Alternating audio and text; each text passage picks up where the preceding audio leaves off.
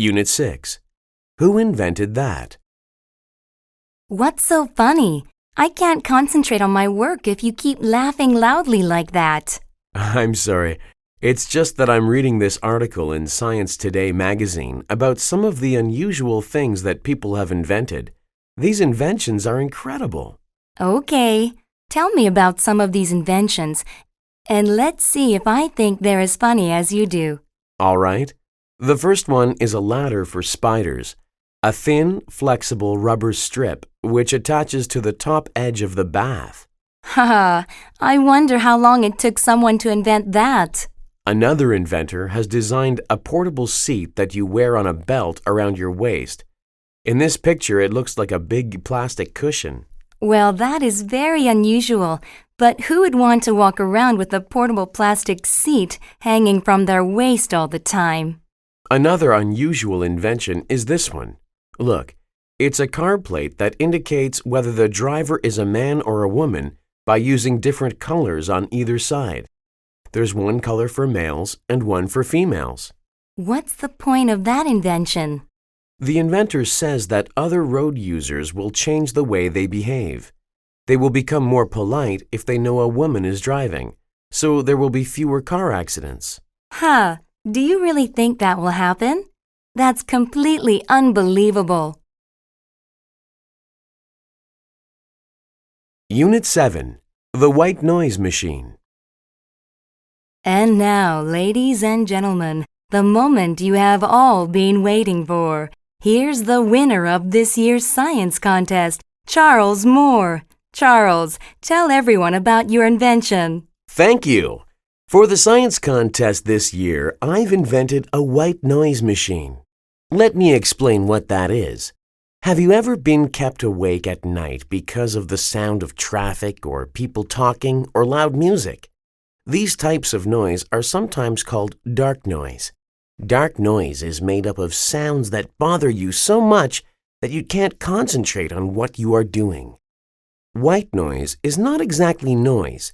In fact, white noise can't be heard at all. White noise is made up of invisible waves of sound that reduce the effects of dark noise by making sounds of the opposite frequency. It's like being in the ocean and seeing a large wave coming toward you. It might knock you down. But if you could send a wave, or many small waves, toward the big wave, it wouldn't be as powerful, because the small waves would hit it and reduce its size. My machine does this with sound. As a sound enters the microphone, the machine determines the sound's frequency. Then it makes a sound in the opposite frequency that cancels out the first sound. I hope my machine will give some peace and quiet to people living in noisy places. Thank you. Unit 8. Inches and centimeters. Hi, Julie. I'm trying to figure out the dimensions of this MP4 player I want to buy, but I'm having trouble converting these English measurements. You're really good at mathematics, aren't you? It says that the MP4 player is 3.6 inches tall and 2 inches wide, but what does that mean in centimeters? Well, according to my math book, 1 inch equals 2.54 centimeters, so to convert that, we need to multiply each English measurement by that number. Wait, I have a calculator in my pocket. Great! According to the calculator, that would make it 9.1 centimeters tall and, let's see, about 5 centimeters wide. So, its height is about 9 centimeters and its width is about 5 centimeters. But what about its weight? The website says that it weighs 3.6 ounces. We multiply 3.6 by 28.3, which is the equivalent in grams, and that converts to about 102 grams. All right then. The MP4 player is about 9 centimeters tall and 5 centimeters wide and weighs about 102 grams. I thought it would have to have larger dimensions to be able to hold 5,000 songs, but it's small and light. Do you think I should buy it, Julie?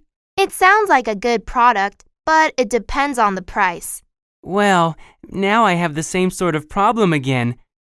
Could you help me figure out how to convert Chinese currency to our currency? Unit 9. Communicating Online. Computers have transformed the way people communicate.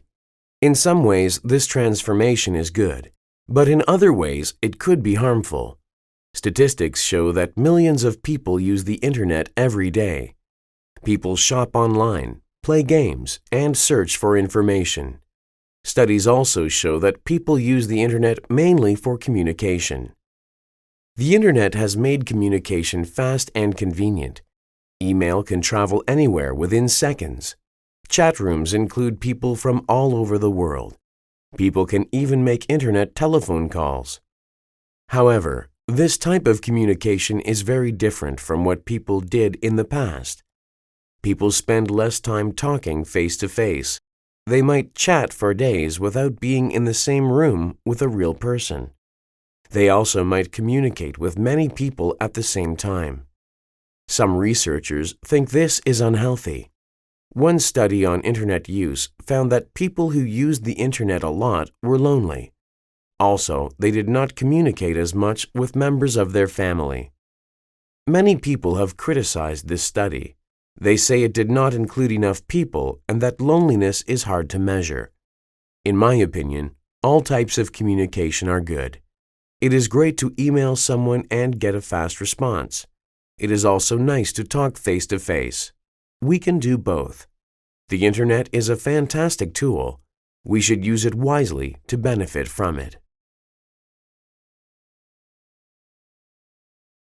Unit 10. Science for Girls. Hi, my name is Sandy. Welcome to Physics, my favorite class. Although there are 30 students in our class, only 6 of us are girls. Most of my friends don't like science as much as I do. They are convinced that science and mathematics are boys' subjects.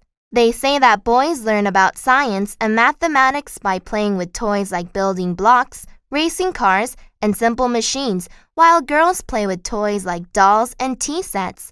They say their parents didn't do science experiments with them or encourage them to learn math. Well, that wasn't the case with me. I played with dolls too, but my parents also built up my confidence in science and math. They used long plastic rods, which are like sticks, to help me learn addition, subtraction, multiplication, and division. For my 8th birthday, they gave me a kids' chemistry set, which helped me do all sorts of cool experiments. Whenever we went to the park, my parents asked me different questions about the plants and animals that we saw. When we got home, we looked up the answers together. In school, my teachers were surprised. They were used to boys giving all the answers in science class. They were impressed with my science exam scores. I have lots of confidence in myself. I know that boys are not smarter than girls in science and math classes. I just wish I could convince my friends.